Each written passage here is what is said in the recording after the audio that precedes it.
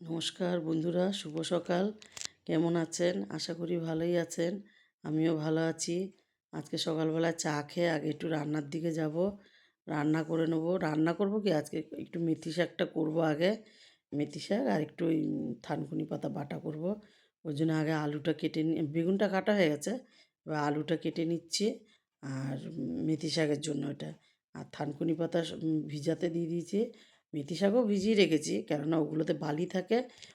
দুবার তিনবার ধুয়ে ভিজিয়ে রেখে দিয়েছি, তারপর ছেঁকে তুলবো। আর থানকুনি পাতা বাটবো বলে শিলবাট্টাটা পেতেছি এখানে। আর এখানে এই যে সবজি কাটা হয়ে গেছে, এগুলো সব ধুয়ে তুলেছি। আর এখানে রসুন কুচি দিয়ে দিয়েছি, একটু রসুন কুচিয়ে দিতে হবে। আর এখানে একটু তেল দিলাম, তেলটা গরম হয়ে গেছে, শুকনো লঙ্কা দিয়েছি। এর মধ্যে রসুন ফোড়নটাও দিয়ে দেবো। রসুনটা যেই লাল লাল হবে তখন সবজিটা দিয়ে দেবো। সবজি বলতে আজকে খালি আলু আর বেগুন রয়েছে, কেননা আজকে সিম নেই। আর সিমটা আমার পছন্দও না বন্ধুরা, আমার আলু বেগুন দিয়েই ভাল লাগে। এর সাথে বড়ি দিলেও ভাল লাগে, কিন্তু আজকে আর বড়ি দিইনি। আর শিলবাটাটা পেতে নিলাম। আর নিচেরটা ভিজা ন্যাকড়া দিয়ে নিয়েছি, তাহলে বাটতে সুবিধা হবে। আর পাতা বাটা তো এক্ষুনি হয়ে যাবে। এটা একটু ভাজা ভাজা হয়ে গেলে তারপর শাকটা দেবো। শাকটা দিয়ে আর এর মধ্যে খালি একটু নুন আর একটু হলুদ। আর এটা না একটু তেতো লাগবে পাতাটা, এখন একটু গরম পড়েছে তো। এখনকার যে মেথি শাকটা একটু তিতকুড়ি ভাব আছে, ওর জন্য একটু নামাবার আগে একটু মিষ্টি দেবো। জাস্ট একটু হাফ চামচ একটু মিষ্টি দিয়ে দেবো নামাবার আগে। আর এখানে বাটবো। পাতাটাও বেটে নিলাম। থানকুনি পাতায় বাটা কে ভালো খান কমেন্টে জানাবেন। খাওয়া ভালো থানকুনি পাতা, তারপরে মেথি শাক, এগুলো খাওয়া ভালো। কিন্তু আমার দুপুরবেলায় হয়ে যাবে মাছ আছে আর মেথি শাক আর থানকুনি পাতা বাটা। আর এখন একটু কাজ সেরে একটু খেয়ে নেবো মুড়ি চানাচুর। চানাচুরের কৌটাটা আজকে ধুয়ে দিয়েছি, ওই জন্য রাবার দিয়ে রেখে দিয়েছি এখানে দেখেন। আর ভাতও বসিয়ে দিয়েছি এদিকে। ভাতও হয়ে গেছে, বাসন ধোয়াও হয়ে গেছে। মোটামুটি আছে কাজ, তাড়াতাড়ি হয়ে গেছে বন্ধুরা। এই যে উপর দিয়ে দেবো ভাতটা। আর চান করে পুজোটা দিয়ে নেবো। তার আগে ঘরটা মুছে নিলাম। ঘরটা মুছলাম। আর করবো কি আজকে কিছু জামা কাপড় কাচবো। জামা কাপড় কেচে তারপর চান করে পুজো দেবো। আর পুজোটাও দিয়ে নিলাম এখানে। পুজোটা দিয়ে আজকে গোপুসোনাকে দেখেন হলুদ ড্রেস পরিয়েছি, ভালো লাগছে।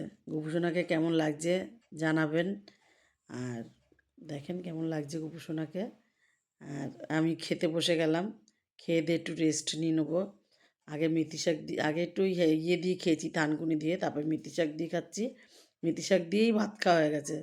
ঘুম থেকে উঠে এখন একটু ঘুম পেয়ে যায় দুপুরবেলায়, জানেন বন্ধুরা। এখন বেলাটা অনেক বড় না। আর ঘুম থেকে উঠে সন্ধে দিয়ে বিট আর আলু নিয়ে নিলাম। রাত্রিবেলা বিট আলুর তরকারি আর রুটি করব। আর এখানে চাটাও বসিয়ে দিয়েছি। চাটা খেয়ে নেবো আর আটাটা মাখবো। চা খেতে খেতেই আটাটা মাখবো। আর আটাটা মেখে তারপরে একটু ঢেকে রেখে দেবো। এই ফাঁকে একটু তরকারিটা বানিয়ে নেবো। তা তরকারিটা আর বানানো হয়নি। বানানো হয়নি কেন, একটু নিচে ঝগড়া হচ্ছিলো, দেখতে গেছিলাম। আবার এসে তরকারিটা বসাতে দেরি হয়ে গেল। আর আগে পাঁচফোড়ন দিয়েছি আর একটু শুকনো লঙ্কা দিয়েছি। আর এখানে বিটটা দিয়ে দিলাম। বিটটা দিয়ে নেড়ে চেড়েই আলু দিয়ে দেবো।